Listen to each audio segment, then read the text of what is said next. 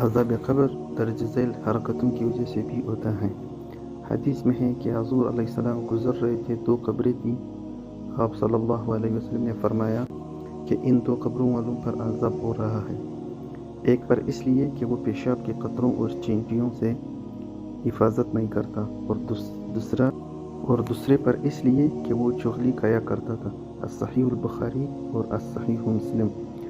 آج لوگ کڑے کڑے پیشاب کر دیتے ہیں، فیشن بن گیا ہے، حفاظت ہی نہیں کرتے، پاکی صفائی کا اہتمام ہی نہیں کرتے۔ اسلام کے اندر سب سے اہم پاکی اور صفائی ہے۔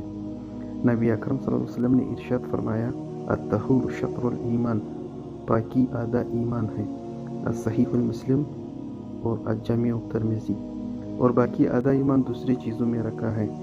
آپ پاک و صاف نہیں تو نماز نہیں پڑھ سکتے، آپ پاک و صاف نہیں تو خدا سے تعلق نہیں پیدا کر سکتے۔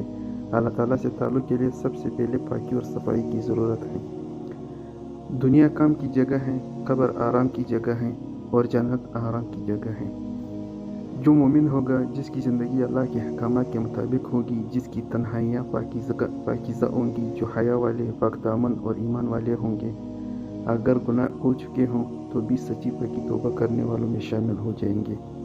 پھر ان کے ساتھ کیا معاملہ ہوگا؟ حضرت ابو ہریرہ رضی اللہ عنہ سے روایت ہے کہ نبی اکرم صلی اللہ علیہ وسلم نے ارشاد فرمایا، جب میت کو قبر میں داخل کیا جاتا ہے، یا یوں فرمایا، جب تم میں سے کسی کو قبر میں داخل کیا جاتا ہے، راوی کو الفاظ میں شک ہے، دونوں باتیں ٹھیک ہیں، تو بڑی ڈراؤنی شکل کے نیلی آنکھوں والے 2 فرشتے آتے ہیں، ایک کو منکر اور دوسرے کو نکیر کہتے ہیں۔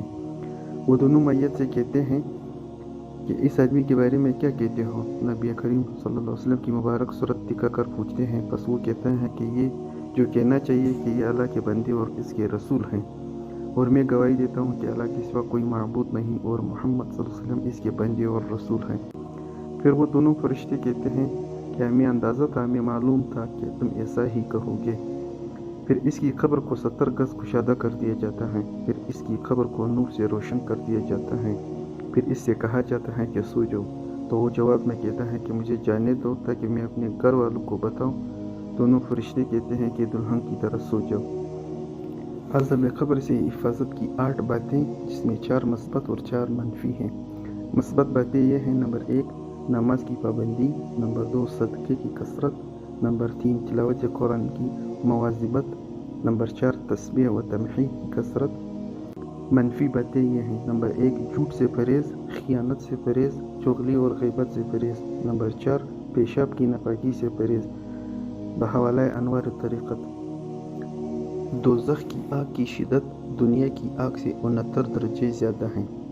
حضرت ابو ہریرہ رضی اللہ عنہ سے روایت ہے کہ رسول اللہ صلی اللہ علیہ وسلم نے فرمایا کہ تمہاری اس دنیا کی آگ دوزخ کی آگ کے 70 حصوں میں سے ایک حصہ ہے۔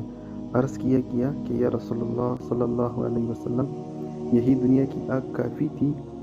آپ نے فرمایا کہ دوزخ کی آگ دنیا کی آگ کے مقابلے میں 69 درجے بڑھا دی گئی ہے، اور ہر درجے کی حرارت آتش دنیا کی حرارت کے برابر ہے۔ صحیح بخاری اور مسلم۔ اس دنیا کی آگ کی قسموں میں بھی درجہ حرارت میں بعض سے بہت بڑی ہوئی ہے۔ مثلا لکڑی کی آگ میں گھاس پھوس کی آگ سے زیادہ گرمی ہوتی ہے، اور مثلا پتھر کے کوئلے کی آگ میں لکڑی کی آگ کے مقابلے میں بہت زیادہ حرارت ہوتی ہے، اور بعض جدید مصنوعات سے جو آگ پیدا ہوتی ہے وہ درجہ حرارت میں ان سب سے بدرجہ بڑھی ہوئی ہوتی ہے، اور جدید آلات سے یہ معلوم کرنا بھی آسان ہو گیا ہے کہ ایک آگ کی دوسری آگ کے مقابلے میں کتنے درجے کم یا زیادہ گرم ہے۔ اس تناظر میں حدیث کے ان مضامین کا سمجھنا کچھ مشکل نہیں رہا کہ دوزخ کی آگ دنیا کی آگ کے مقابلے میں 70 درجے زیادہ حرارت اپنے اندر رکھتی ہے۔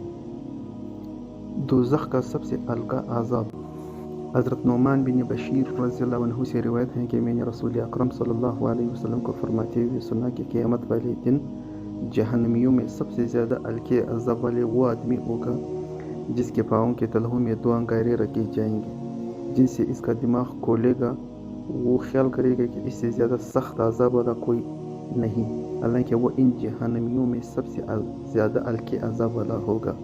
البخاری والمسلم۔ ایک روایت میں ہے کہ اللہ تعالیٰ کو سب سے زیادہ محبوب روزہ حضرت داؤد کا روزہ ہے، اور سب سے زیادہ محبوب نماز اللہ کے نزدیک داؤد کی نماز ہے۔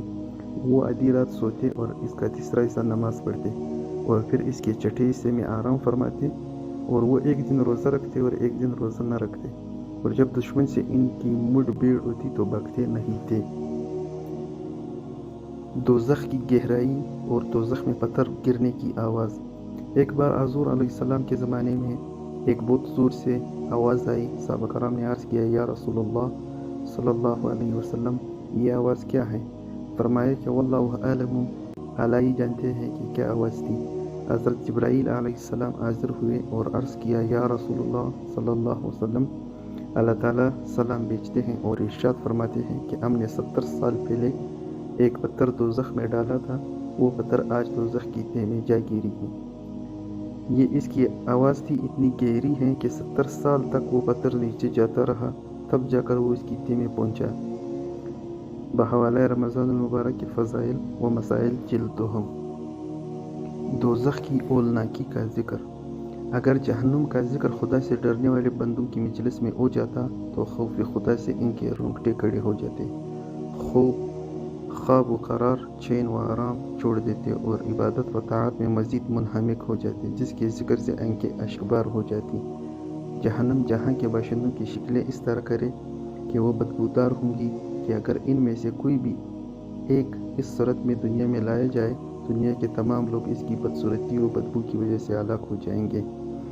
کافروں کو مختلف عذاب دینے کے بعد انہیں آگ کی صندوقوں میں بند کر کے اوپر سے آگ کا تالا لگا دیا جائے گا۔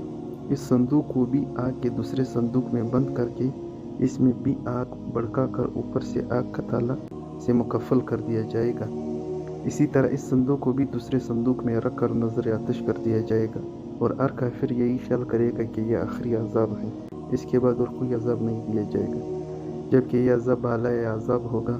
اللہ تعالیٰ میں اپنے پناہ میں رکھے۔ قیامت کی آخری علامتیں۔